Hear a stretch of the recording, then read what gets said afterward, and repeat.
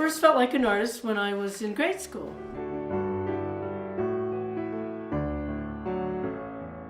Especially in high school, because in my senior year I was able to take a lot of art classes, and my mother sent me to private art school because I think they realized that was the thing I did best. My primary support was not my parents. In fact, my father was not helpful at all. I had an outside source, a kind of a surrogate mom, who was very supportive of that. She was an interesting woman. She had come from a wealthy family and was very bohemian for the 50s. And she was very different than my parents, let's put it that way. My inspiration for my art comes from the natural world. It always has. I was a landscape artist in college. I did a lot of landscape, and then I later taught at the Museum of Art in Santa Fe, their school, and I taught watercolor, plein air, watercolor classes and things like that. But it's evolved. It's still that, only it's become more abstracted. It incorporates things besides just plant forms and natural forms, things that are seen and not seen, or heard and not heard, and more into a psychic, spiritual realm, I think. The artists that have had the most influence on me through the years have been artists that I've actually known and worked with. And then Monet, of course. One time we were in Paris, and I just did nothing but go see Monet paintings. That was my project. It's not a bad project to have.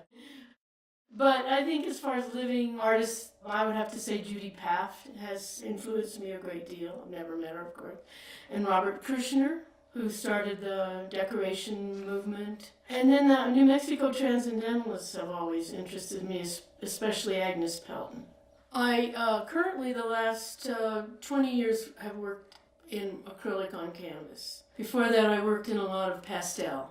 Deciding when a piece is finished is very difficult. I sometimes take them too far and then have to scrap them even. Not often. I have an artist friend who calls them broken blossoms. I like that phrase. But most of the time, and sometimes it won't. The canvas just won't accept anymore. And sometimes you just know it's done. I don't necessarily have a preconceived concept of the piece. I work on several canvases at a time, and I build the surface kind of just with leftover paint, just so that I start with that. And then I do layers of gel on them to bring the surface up, and then start working back into the pieces. And I have a series in mind sometimes, but never exactly how the piece will be. It takes its own form and changes. And then I build back up and sometimes take out again and change. But it's not really preconceived, but I have an idea of series. Like with this series was the Bretagne series from the beaches in Brittany, France. I think that art and artists are very important in our culture. I think it has a great deal to do with society. I think society without art would not exist, really. Think of the cave paintings. That's the first thing people wanted to do.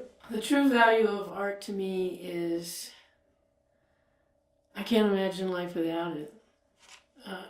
It's invaluable, really. I think it's universal. We need it.